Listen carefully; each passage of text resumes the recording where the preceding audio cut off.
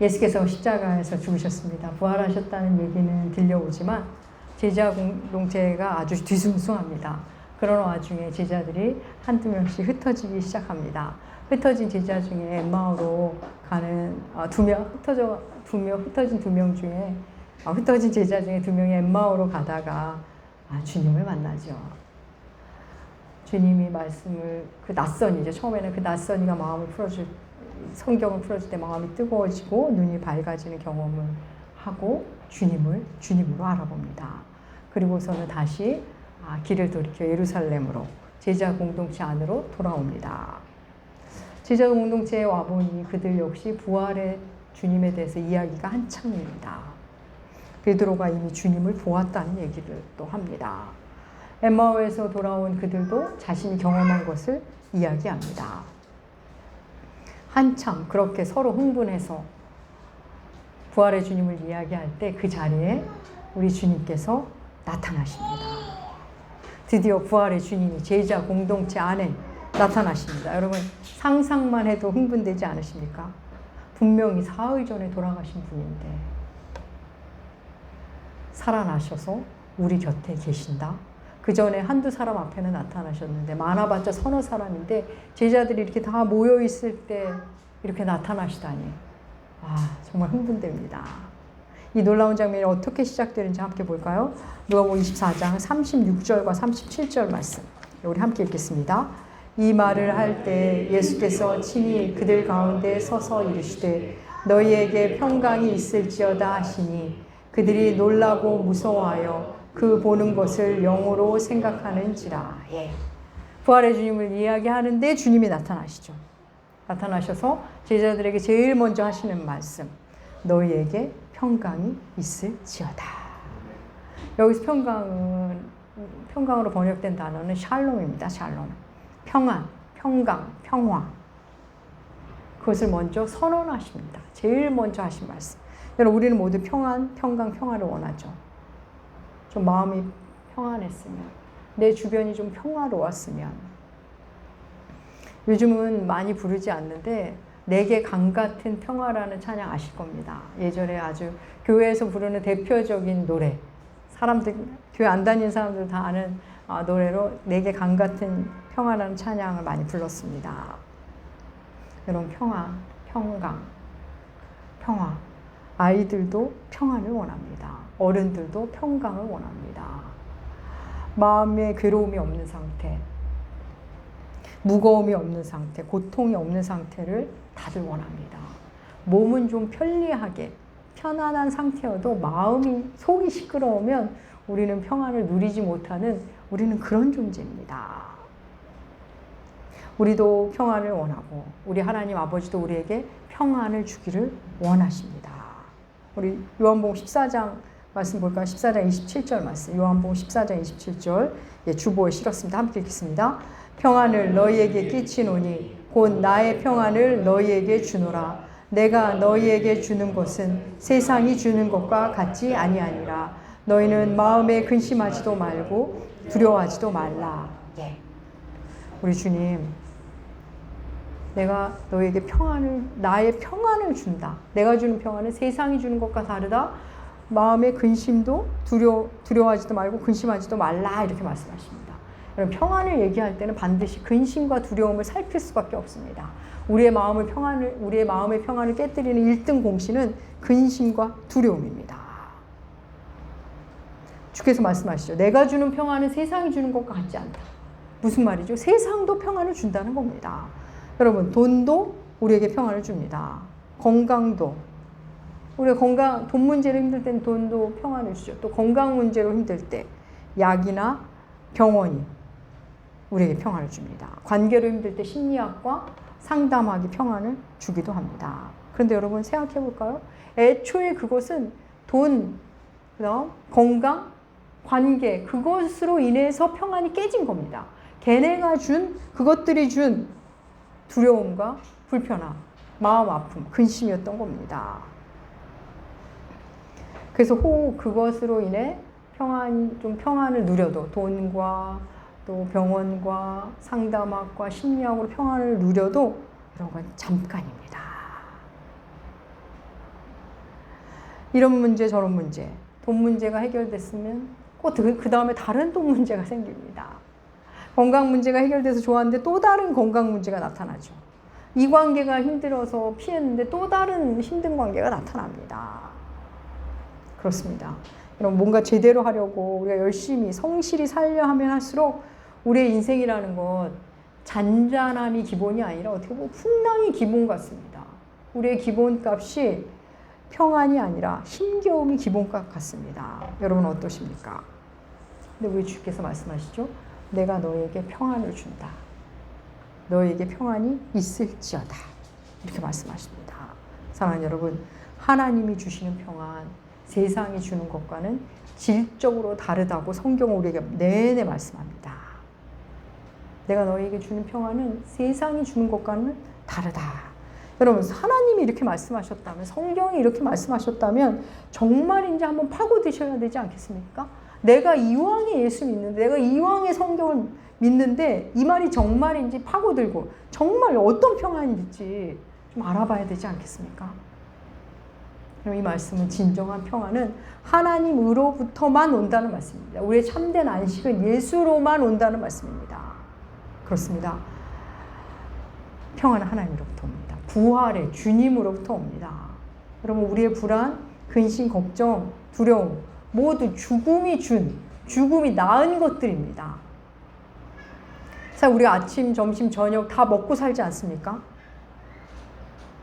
사실 살을 빼려고 하면서도 한편으로는 뭘 먹지 못할까봐 걱정합니다. 무엇을 먹을까 걱정하죠. 죽을까봐 두려운 겁니다. 내가 지금 아프기는 하지만 살다 보면 그럴 수도 있는데 죽을까봐 두려운 겁니다. 그래서 내가 점점 그 아픔을 스스로 키워갑니다. 또 누군가와 관계가 힘들 때도 있는데 살다 보면 그런 일이 많죠. 근데 죽을 것 같다고 합니다. 죽을까봐 두려운 겁니다. 우리의 고통, 근심, 우리의 두려움 그 안을 파고 들어가면 죽음이 또아리를 틀고 이렇게 있습니다. 모두 죽을까봐 두려운 겁니다. 그렇게 우리는 죽음을 두려워하는 사람들입니다. 그런데 그 죽음의 문제를 해결하신 분이 바로 예수 그리스도입니다. 죽음을 이기신 분이 바로 예수님입니다. 여러분, 우리 주님 육신을 입고 이 땅에 오셔서 우리처럼 사람으로 한 삶을 다 사셨습니다. 그리고 십자가에서 죽으셨습니다. 그리고 죽음을 이기시고 나와서 부활의 몸으로 나타나셔서 제일 먼저 하신 말씀, 너희에게 평강이 있을지어다 입니다. 왜요? 모든 인류는 죽음에 두려워서 평강을 다 놓치고 살기 때문에, 바로 이 죽음이란 녀석 때문에 두려움과 근심 걱정으로 살기 때문에 그렇게 하시는 겁니다. 여러분, 예수님은 우리에게 모든 걸 주셨습니다. 자기 전부를 주셨고, 그리고 자신이 갖고 있는 사랑, 자유, 아름다움, 그리고 평강, 그 모든 걸 다 우리에게 주신 분입니다. 우리가 마음의 문을 열지 못하기 때문에 받지 못하는 것, 우리가 믿지 못하기 때문에 누리지 못하는 것뿐입니다. 사랑하는 여러분, 하나님은 예수 그리스도 우리에게 자유와 평안과 기쁨과 희락과 아름다움, 그 모든 것을 다 주신 분이라는 것, 그걸 잘 믿고 받으시고 누리시길 축복합니다. 주께서 부활의 몸으로 나타나셨는데 제자들의 첫 반응 어땠는지 한번 볼까요? 놀라고 무서워합니다. 한번 볼까요? 누가복음 24장 37절과 38절 함께 읽겠습니다. 그들이 놀라고 무서워하여 그 보는 것을 영으로 생각하는지라. 예수께서 이르시되 어찌하여 두려워하며 어찌하여 마음에 의심이 일어나느냐. 첫 번째 반응, 무섭고 놀랍습니다. 놀라워하고 무서워합니다. 왜 아니겠습니까? 그 보는 것을 영으로 생각하느니라. 이건 무슨 말입니까? 귀신으로 아는 겁니다. 귀신인 줄 알았던 겁니다. 그래서 무섭죠. 주님이 손과 발을 친히 못 박힌 손발을 친히 보여주십니다. 그러자 이번엔 어떻게 반응하는지, 그 반응이 변화하는데 어떻게 하는지 볼까요? 누가복음 24장 41절 전반절 주보에 실었습니다. 함께 읽겠습니다.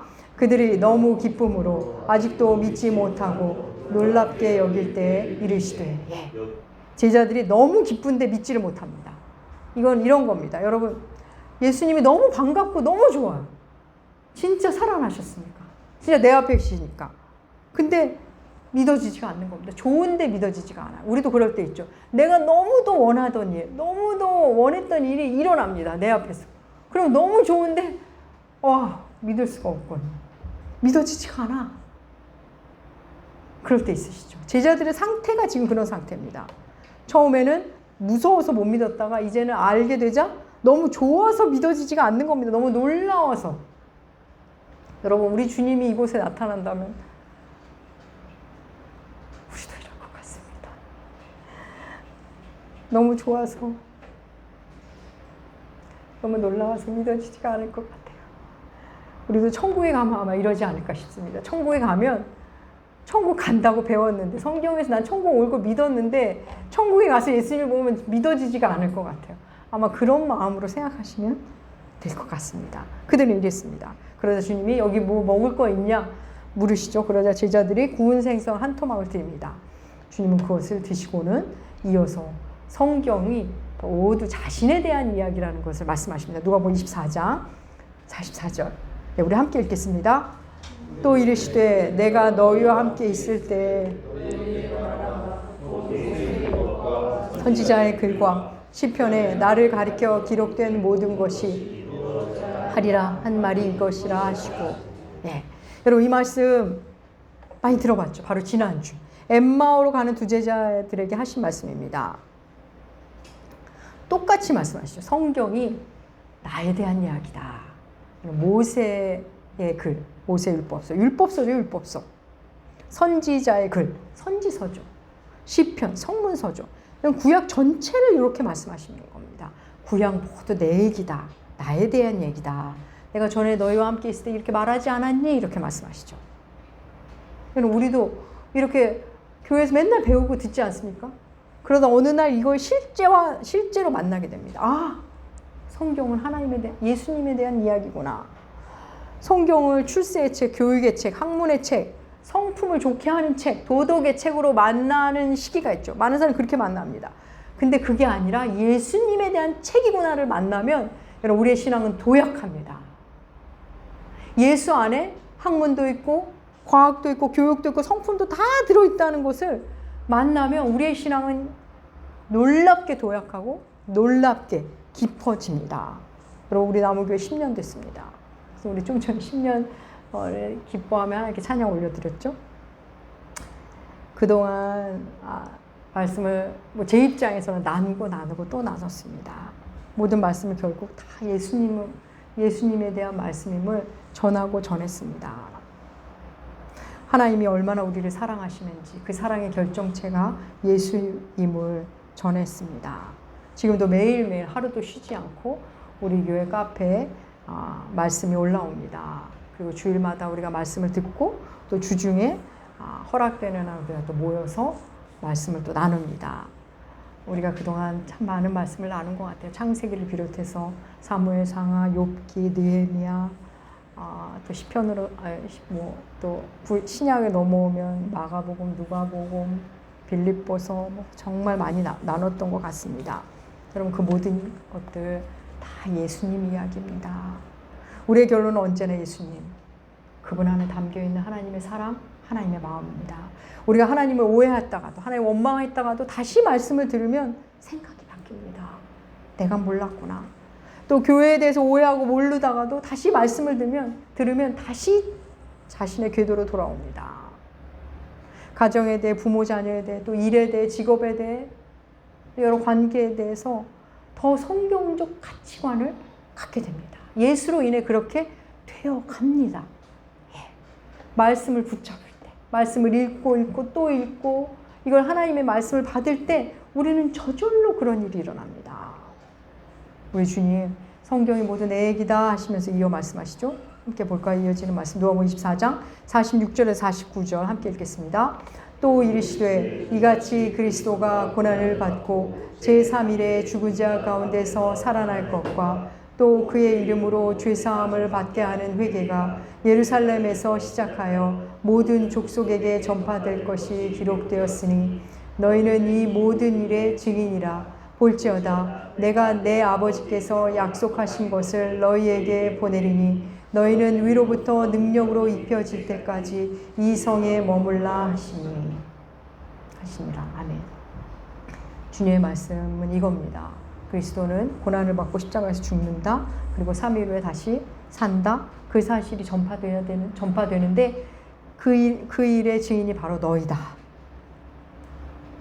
그리고 그 일을 할 수 있도록 하나님께서 약속하신 것, 성령님이죠. 성령님을 보내주실 때까지 이 성에 머물러라. 함께 예루살렘에 머물러라 라는 말씀입니다. 여러분, 주님의 이 말씀은 크게 큰 줄기로 보면 두 줄기입니다. 하나는 죄사함을 받게 하는 회개가 우리 삶 속에 일어나고, 또 하나는 증인으로서의 삶을 우리가 살게 된다는 말씀입니다. 이 주님이 하신 이 말씀, 46절, 49절의 말씀을 우리 안에서, 우리 쪽에서 받아들이면 두 가지입니다. 죄사함을 받게 하는 회개와 증인으로서의 삶, 이 두 가지의 삶을 우리가 살게 된다는 겁니다. 살펴볼까요? 여러분, 예수 복음의 중심에는 십자가와 부활이 있습니다. 십자가는 우리 주님이 우리 죄를 위해서 죽으신, 우리 죄를 대신해서 죽으셨다는 복음입니다. 우리 죄가 얼마나 처참한지, 참혹한지 십자가가 말해줍니다. 죄를 지은 자들, 하나님을 등진 자들이 가게 되는 지옥이 얼마나 참혹하고 처참한 곳인지 십자가가 말해줍니다. 우리 주님 그냥 창에 찔려 한 번에 죽으셔도 될 텐데, 총 맞아서 한 번에 죽으셔도 될 텐데, 그 온갖 고통을 당하시고 수치와 모욕을 당하시고 외로움과 고통 속에서 버림받으셔서 죽으시는 이유, 우리 죄가 그렇게 참혹하고 하나님의 진노가 그렇게 크고 지옥이 그렇게 무섭다는 것을 보여주는 겁니다. 여러분, 내 죄가 큰 걸 발견해서 십자가를 바라본다? 그런 사람은 별로 없을 겁니다. 근데 십자가를 바라보니 내가 얼마나 큰 죄인인지를, 내 죄의 크기를 십자가를 만나면서 우리는 만나게 되는 겁니다. 십자가를 보고 우리는 회개가 일어나죠. 그게 바로 죄 사함의 회개입니다. 이렇게 살면 안 되겠구나. 내가 참 문제가 많은 사람이구나. 안 하던 근심이 생겨납니다. 여러분, 그리스도인의 근심은 세상 사람들의 근심과는 다릅니다. 주님이 주신 평안은 세상이 주는 평안과 다르듯이 그리스도인이 하는 근심은 세상이 하는 근심과 다릅니다. 우리가 하지 말아야 할 근심이죠. 내일 일을 염려하는 것, 무엇을 먹을까, 무엇을 입을까 몰두하며 근심하는 것. 이거는 멀어져야 할 근심입니다. 근데 새롭게 하는 근심, 더 깊어져야 하는 근심이 있습니다. 우리 고린도후서 7장 10절 주보에 실었습니다. 함께 읽겠습니다. 하나님의 뜻대로 하는 근심은 후회할 것이 없는 구원에 이르게 하는 회개를 이루는 것이요 세상 근심은 사망을 이루는 것이니라. 아멘. 하나님의 뜻대로 하는 근심이 있습니다. 하나님이 기뻐하시는 근심이 있습니다. 뭐요? 회개의 자리로 가게 하는 근심입니다. 그 근심은 이렇게 형태로우죠. 더 이상 이렇게 살면 안 되겠구나. 내가 참 많은 사람이구나의 형태로 옵니다. 내가 나로 인해 저 사람 참 힘들었겠구나. 내가 너무 무책임하게 살았다. 나는 나밖에 몰랐구나. 나는 늘 내 감정만 소중했구나. 또 나는 나를 너무 혹사했구나. 내가 너무 게을렀구나. 이건 아닌 것 같다. 죄사함에 이르는 회개, 이 회개 앞에 서면 가던 길을 돌이킵니다. 그리고 그 다음 이제 부활의 주님의 증인으로 살게 됩니다. 부활의 증인답게 살게 됩니다. 여러분, 부활의 증인하면 선교사로 나가고 목회자가 되고 신학을 하고, 여러분 그걸 말하지 않습니다. 나라는 존재 자체가 증거가 됩니다. 삶의 방식이 증인의 삶이 되는 겁니다. 용서받았으면 됐지 이게 아니라 이제 부활입니다. 새로 태어납니다. 도둑질 안 하면 되는 거 아니야?가 아니라 이제 나누는 삶을 살아갑니다. 이제 화 안 내고 살잖아 내가. 그게 아니라 이제 더 친절하고 더 다정한 사람이 되어갑니다.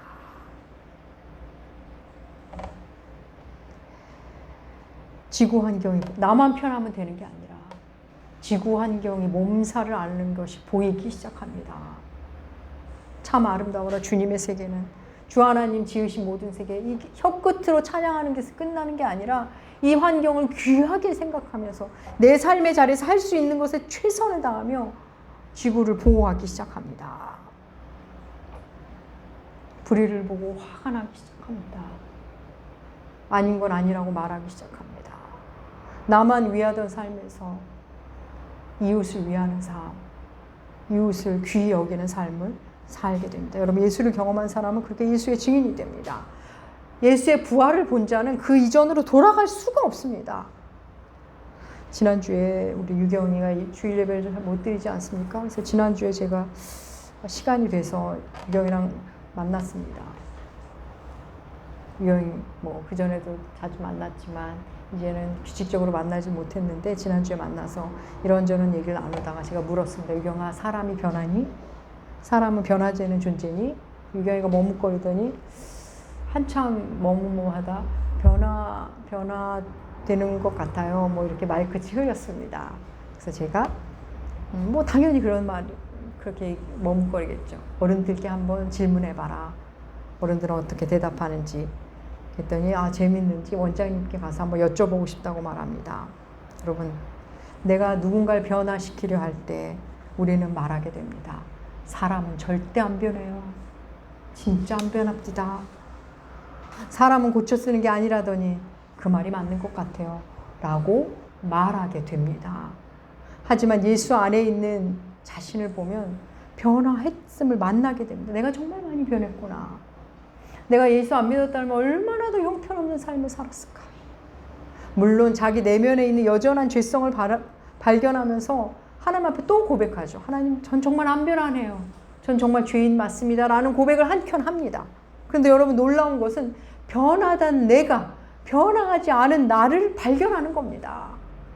우리가 변화되지 않았다면 내가 변하니 뭐니 말도 하지도 않고 변화 안 했는지도 모릅니다. 그래서 예수를 믿는다는 것은 어떤 형태로든 이런 나는 변화되지 않았다고 말하지만 그거 자체가 이미 변화됐다는 것을 만나게 됩니다. 나는 여전히 형편없지만 하나님 나를 계속 만지시고 변화시켜 가시는구나. 당신의 자녀답게 기어이 만들어 가시는 것을 만납니다. 사랑하는 여러분, 여러분이 볼 때 저는 여전히 형편없지만 저는 늘 생각합니다. 나 자신이 기적이구나 싶을 때가 많습니다. 물론 제 안에 여전히 죄성으로 인해 받는 고통이 있고 사실 점점 커집니다. 하지만 이 역시도 변화 중에 하나라고 저는 생각합니다. 여러분, 부활의 주님을 만난다는 것, 죽음을 이기신 예수를 만난다는 것 너무나 놀라운 일입니다. 제자들이 그랬듯이 우리가 진지하게 말씀 앞에 서면 우리도 믿어지지 않을 겁니다. 사실 말로만 믿지 않는 상태인 분들도 제법 많을 겁니다. 여러분, 내가 믿는지 안 믿는지는 내 삶을, 나의 존재를 들여다보면 내가 압니다.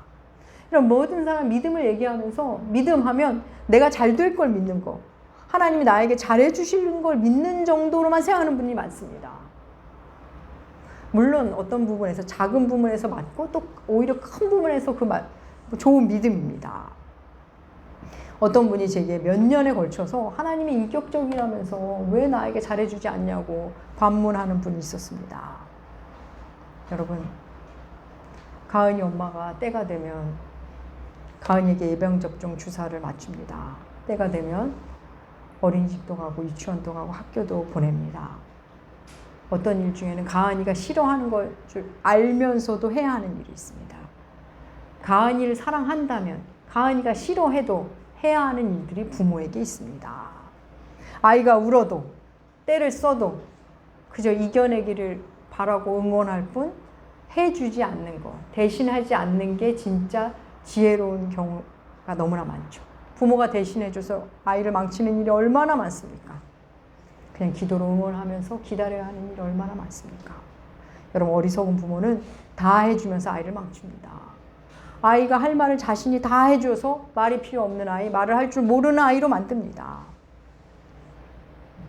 어색해도 긴장해도 또래 집단 가는데 가서 부딪히고 때로는 상처도 받으면서 해야 되는데 그걸 다 막아가지고 안쓰럽다는 이유로 아이들이 친구 사귈 기회를 다 뺏고 은둔형 외톨이로 만들어버립니다. 분명 몸에 안 좋은 거 알면서도 아이가 먹고 싶다니까 다 줍니다. 이가 다 썩어가고 몸이 망가집니다. 나름 사랑한다고 하는데 아이를 다 망치는 어리석은 사랑을 하는 겁니다. 유약한 사랑을 하는 겁니다. 아이를 깊은 사랑으로 사랑하면 아이가 당장은 부모님께 서운하고 당장은 부모님을 원망할 수는 있지만 아이가 성장하면 다 알게 됩니다. 어른이 되면 알게 됩니다. 그리고 자기 아이에게도 우리 엄마 아빠가 했듯이 그렇게 깊고 엄격하고도 파격적이고도 온유한 그런 아름다운 사랑을 하게 될 것입니다.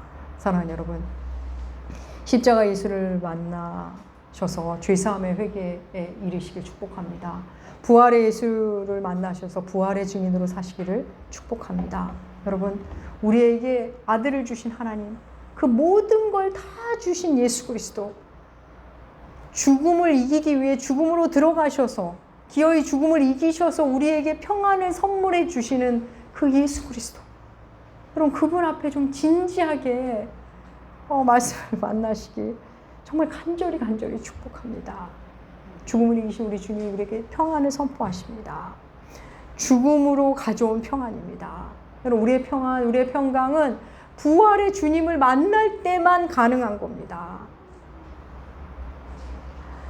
그분을 만나면 여러분 우리의 인류의 평안은 하나님으로부터만 옵니다. 가끔 평안? 여러분 그거는 일희일비하는 아주 얄팍한 평안에 불과하다는 거 여러분 이미 다 그냥 단세포적인 평안, 우리는 그걸 쫓아 사는 것뿐입니다. 사랑하는 여러분, 부활의 주님, 평강의 주님을 만나시고 축복합니다. 그런데 그분을 만나면 새로운 근심이 생깁니다. 이 근심은 우리를 더 깊은 평안으로, 더 높고 품위 있는 평안으로 데려갑니다. 품위 있는 근심을 하시길 바랍니다. 사랑하는 여러분, 부활의 주님, 그 주님과 함께함으로 더 깊은 평안, 세상이 줄 수 없는 평안으로 들어가시고 누리시는 여러분들 남은교회 되시기 주의 이름으로 축복합니다. 기도하겠습니다. 하나님 아버지, 우리에게 아들을 주시고 그 아들을 통해 참 평안을 주시는 우리 하나님, 우리에게 평안을 주시기 위해 얼마나 큰 고통을 당하시고 아파하셨는지 우리 아버지를 생각하게 됩니다. 하나님, 주의 사랑을 생각하며 우리로 회개에 이르는 삶을 넘어 부활의 증인으로서의 삶을 넉넉히 힘있게 살게 하여 주시옵소서. 감사드리며 존귀하신 예수님의 이름으로 기도합니다. 아멘. 아멘. 아멘. 아멘.